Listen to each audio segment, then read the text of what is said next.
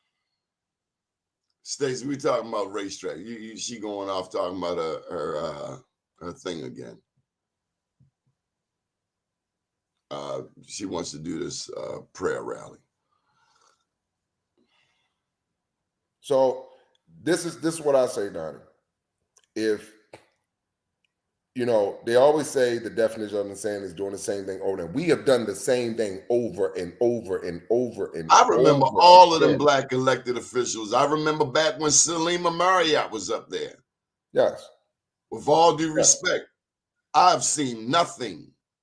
What Salima Marriott did, and this will give people a point of reference, right? When the Park Heights master plan was being done in 05, 06, as I mentioned previously. At the same time, there was a corporation there called Northwest Baltimore Corporation. And at that time, Northwest Baltimore Corporation was disbanded in legislation that was put forth by Salima Marriott. This is where the community had some input or had more input. And that's when the PCDA was created. The Pimlico Community Development Authority was created by the disbanding of the Northwest Baltimore Corporation. Why? Because of money. So there was about $3.5 million that came up missing. Who got paid? Who got paid? But listen, here's what you always have to watch in Park Heights. Look at the people that have always been involved in controlling the money. There are people that have always been there from Sinai Hospital. From Sinai Hospital, they've always somebody is stealing. Somebody's getting paid off of our pain. Thieves. You've always had those people that have been involved, whether Lifebread / Sinai. Can't stand a thief. Always had the representation there. Always controlling your own damn people. It's despicable. It is. In a city that has mostly all elected, we have a black governor, we have a black mayor, we have a black comptroller, we have a black city council president, we have a mostly black city council, mostly black state delegation in every district, and mostly all black state senators.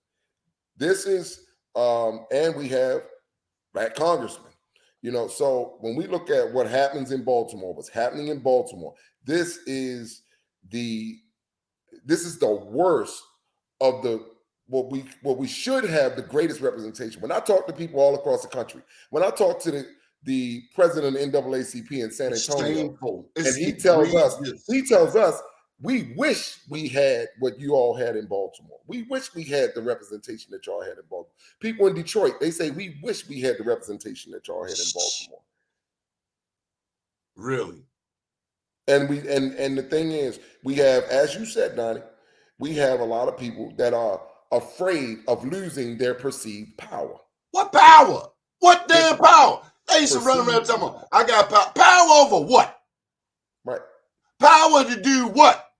Can you get your people jobs?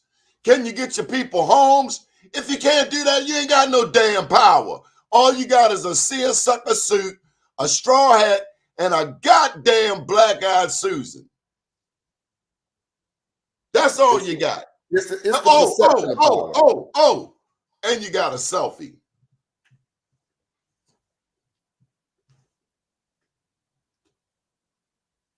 That's what we good at.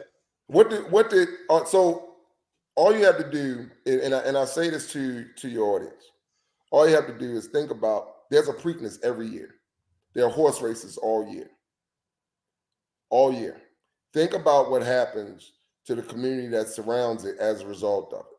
Think about a race that's been going on for 100 years, hundreds of years, and what has been the benefit? The Pimlico racetrack has been there forever, and it's probably not going to go anywhere based on this group of elected officials. It's not going to go anywhere. So where has been an embarrassment? Where have you seen, if you've been to Park Heights, if you've been to Northwest Baltimore, where have you seen the biggest benefit to that facility? Upper Park Heights, Northern Park Heights. It looks real different on the other side of Northern Parkway. Well, then you have to ask yourself why.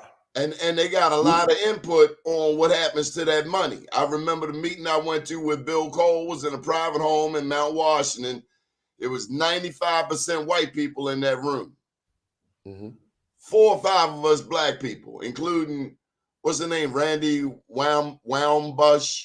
Rhonda Wimbish. Yeah, her and Michael Haney and myself. Michael Haney. Angela Gibson was in there, but I don't really remember anything she said at the time. I remember Sandy Rosenberg being in that meeting. Of course. And whenever there's money talking about whenever there's money to be talked about in how you gonna not have Baltimore, Sandy Rosenberg's going to be in the meeting. What's that? How are they not gonna have black people? You make, and it's just like the city of the city department of planning. You know, they come to different neighborhoods, a bunch of white people telling you black people what the plans are. Never asked you, never got your input. Then they bring I'll take that a step further though, Donnie. Do you know who oversees the Pimlico Community Development Authority in Park Heights? The director of planning is the chair of the PCDA by legislation that Salima Marriott put in 2006. That's what why. What the hell was she doing? The Department of Planning got maybe one black person in there. The Department of Planning oversees the Pimlico Community Development Authority. White people making decisions for black communities. Sickening, egregious, dysfunctional, retarded, Arrested Development. Once again, very good, City of Baltimore. You got it. Got to be some of the dumbest people on the planet. When we ask the question and we look across, we look across corruption. Why are we in this situation that we're in Baltimore with our young people, with our can you blame the young people? Our minority contract is not having the participation that they need. When we look at that lack of economic development, lack of jobs, lack of all those things, you wonder why. This is why. It is reasons like this that is why Baltimore is in the situation that it's in, because we have elected officials that are afraid to do what they were elected to do. And Get out. They'd rather go in and make friends than create opportunities. And also, let's not forget the career politician move. Some people are lousy lawyers, so they go on and be an elected official. If I got a damn law degree, best believe I'm going to be practicing law. Right. I'm going to be making money. Not taking a $30,000, $40,000 a year job because I can't do no better in law. I said it. Underperformers. Well, I will say this, Donnie. I have my intent in becoming a council person has nothing to do with money, because I do pretty well. Yeah. You know how to make your own money. These are people that go into politics because they can't make money doing nothing else. I would tell people this though. We have staunch differences in approach. We have staunch differences in appeal, and we have staunches in belief in how we get to, because if you ask these very same questions, and this is probably why some elected officials will not come on your show, it's because you're going to ask them the hard questions that they not only don't want to answer, but that they can't answer. They have absolutely no interest in answering the questions because they know that they haven't done it. If you can look over a 20-year career and can't point to one piece of legislation that you did to benefit your people in 20 years, and I say that for people, I say that for Sharon Middleton, I say that for Frank Conaway, I say that for a few other people that are still in office, and you can't vote for Frank Conaway. Stop voting for Frank Conaway. His daddy's dead and gone. If he ain't delivering, I don't care who his sister is. If he ain't delivering, stop voting for him. Well, then we have other elected officials. We act like we don't know. If this person ain't doing a damn job, why would you vote for him? That's right. I can't even blame him anymore. I got to look at the voter. That's right. What are you doing, voters in Park Heights? We have to ask ourselves, what has Melissa Wells done in our district? What has Frank Conaway? Who is that? Who is that? I've never met her. Maybe once. State delegate, 40th district. Where is she? We need some people to run in the 40th who know people, who come to the community. I was interviewed yesterday by Miss Peaches over at Morgan State. She came down to Pennsylvania Avenue. I told her that when people seek my support, endorsement, I have them meet me at the Avenue Market. Do you know where I will? At that, because that's where the people are. Damn Skippy. And most of them don't want to come there. Oh my God. Oh my God. On the Avenue? Absolutely. Yeah. Absolutely.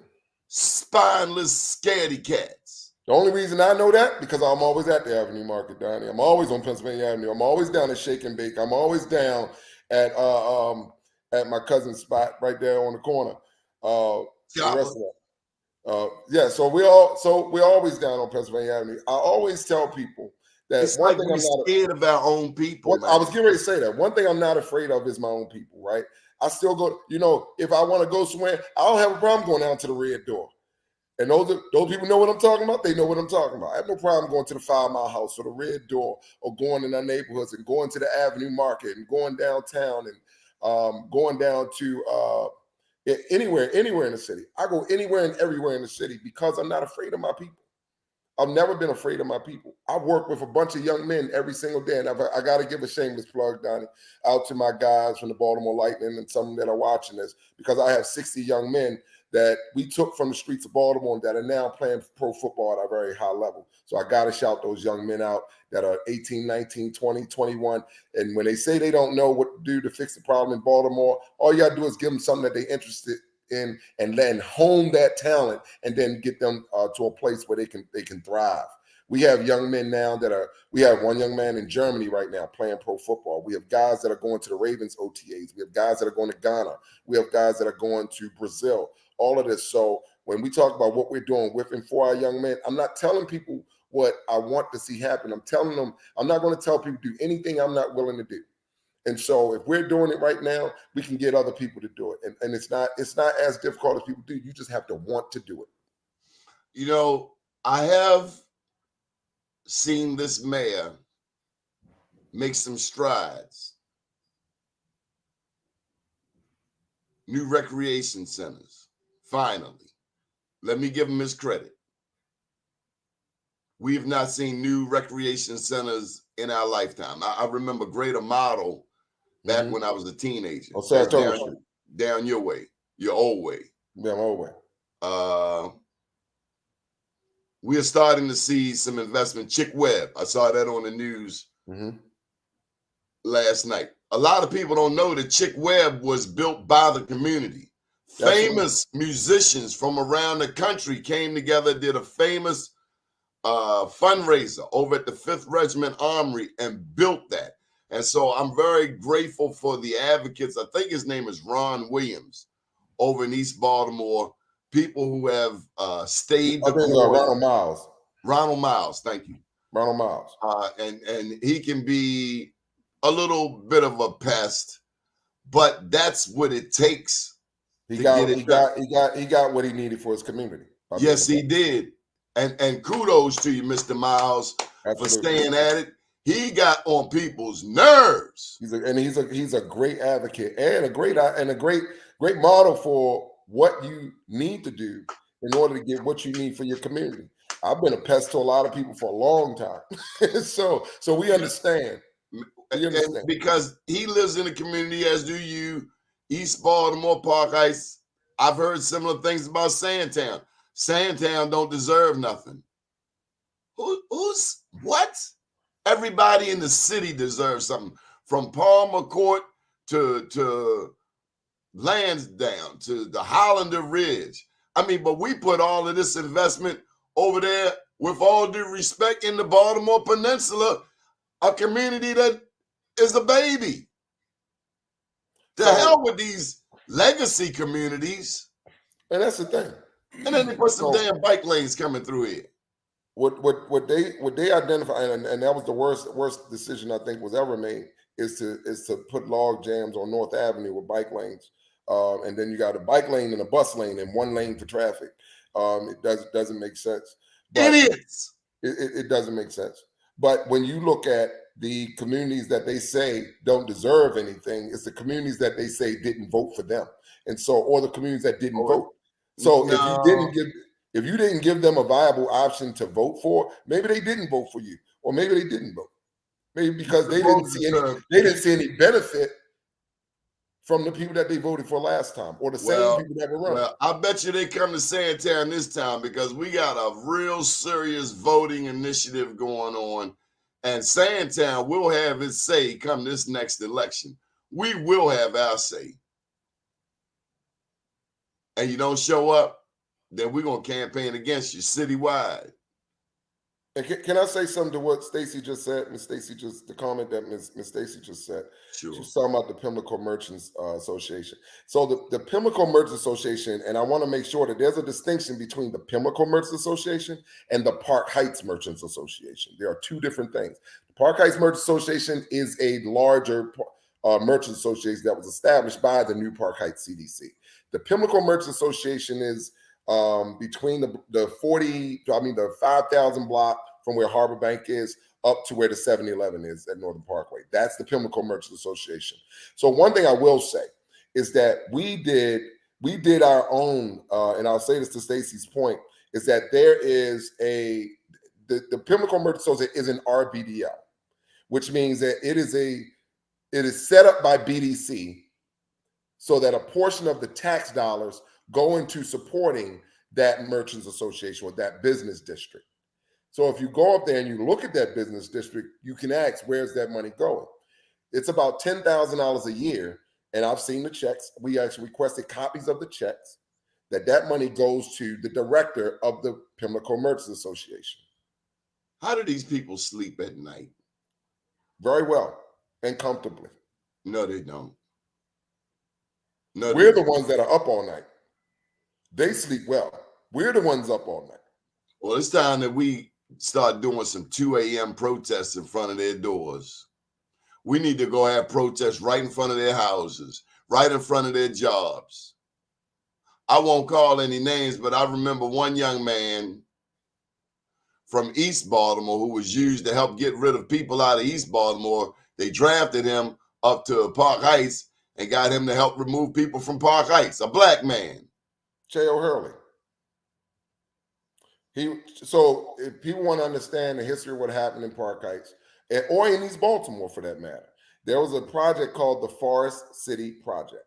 And the Forest City Project was led by some people that were supposedly experts in their field.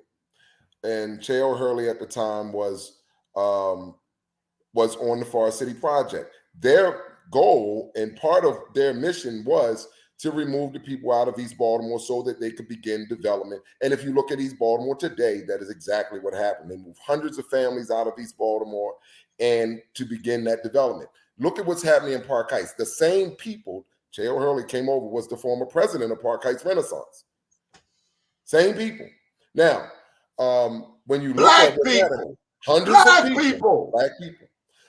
of people that were moved out of Park Heights that are now, you see this development being fostered, and now you don't see the benefit from the community. What the city of Baltimore did, and I said this in a previous conversation, what the city of Baltimore did is they took city-owned vacant property.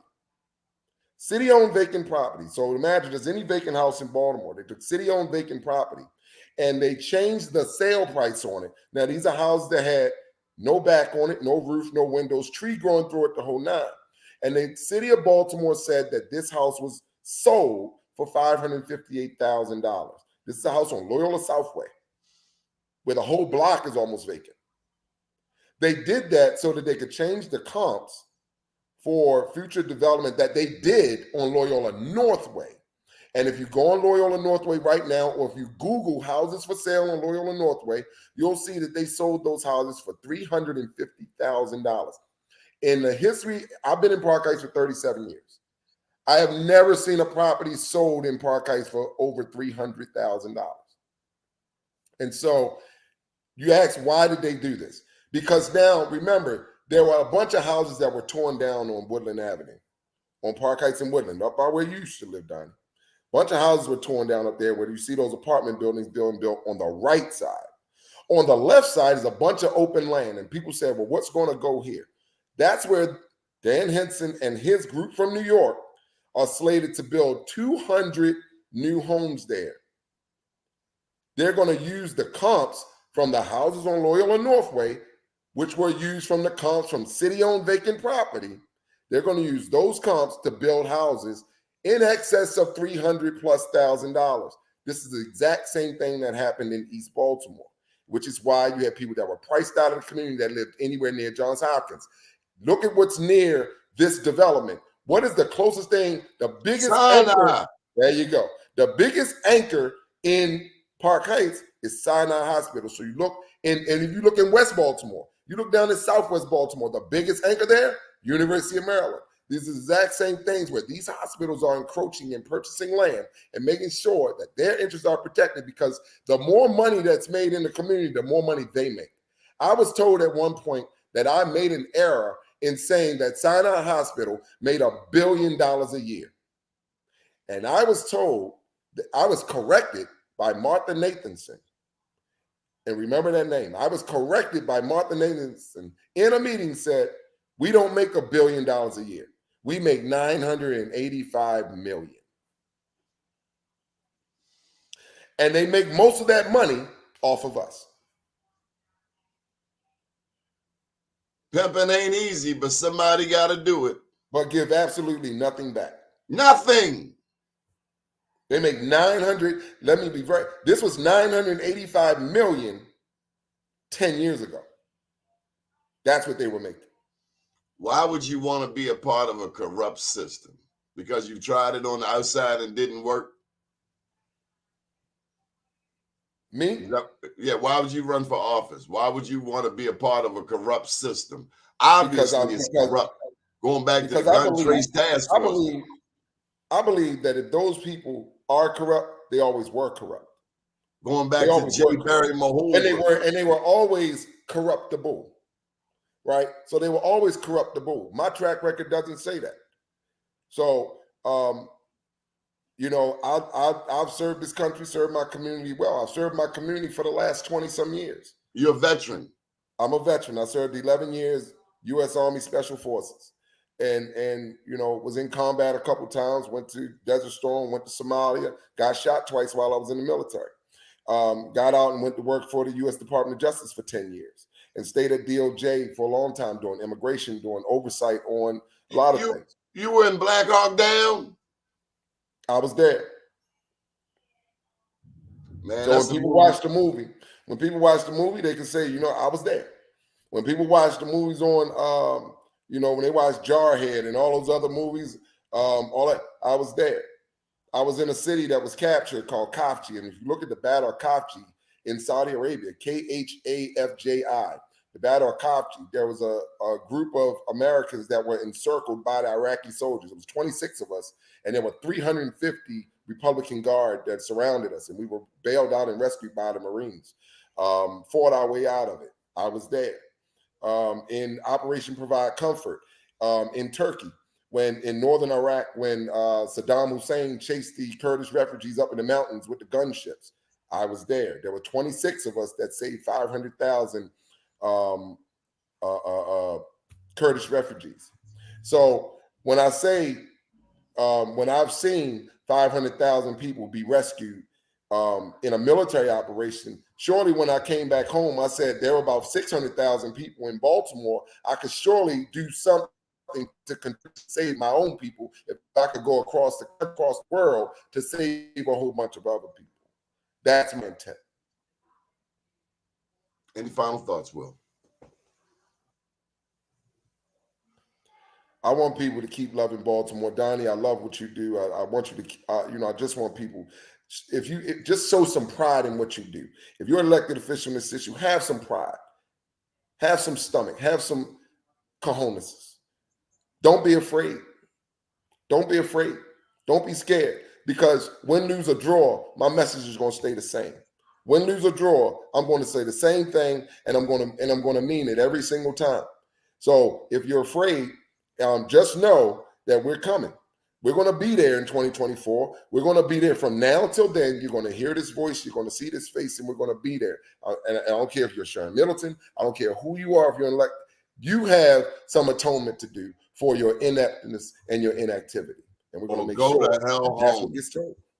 Or do us all a favor, just pack up and go home. And I'm okay with that. Dr. Michael Zolikoff has said that we have a health problem in the Black community. He said we don't like poor Black people. Well, we hate each other more. You know, it's unfortunate that we hate each other. We'll fight each other more than we'll fight someone else. And that is the biggest thing that holds us back as a people. Is that we're not willing to support each other, but we'll support anybody else's cause. Yes, we will. Calvinists, you have Black white supremacists. You have Black people who think white people are supreme. Sickening. Nobody's supreme. God is supreme. That's it. I appreciate you, Donnie. Thanks for having me on. And we'll keep working. And anytime you'll have me, I'll be here. Good morning, world. Absolutely.